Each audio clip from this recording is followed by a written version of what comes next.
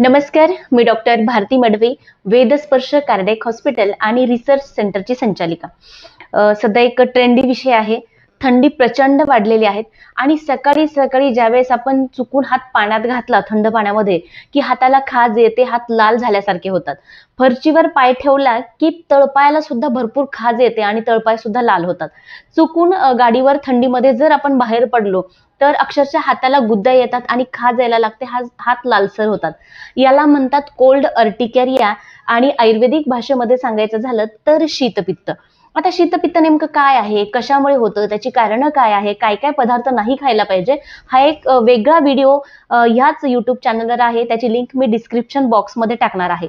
पण मग आता सध्या हे कंट्रोल करण्यासाठी काय करायचं, तर सकाळी सकाळी मुळीच थंड पाण्यात हात घालायचा नाही.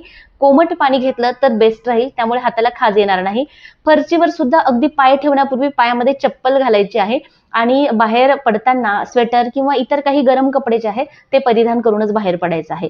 पण असं केल्यानंतरही जर कधीतरी हाताला खाज येणं, तळपायाला किंवा त्वचेला खाज येऊन त्वचा लालसर होत असेल तर एक घरगुती उपाय आहे. सकाळी सकाळी जर असं होत असेल तर काय करायचं, एक 4-5 मिरे जे असतात ते मिरे घ्यायचे, त्याची बारीक पावडर करायची आहे आणि अर्धा चमचा तुपातून, गाईच्या तुपातून त्या मिऱ्याचं चाटण घ्यायचं आहे.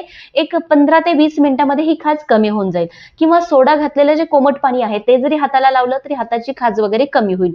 आणि सगळ्यात महत्त्वाचं, जसं साबुदाणा असेल, दुधाचे पदार्थ असेल, आंबट पदार्थ असेल, आंबवलेले पदार्थ असतील, सोडा घातलेले पदार्थ असतील आणि पायनॅपल ज्यूस हे पदार्थ पूर्णतः बंद करायचे आहे.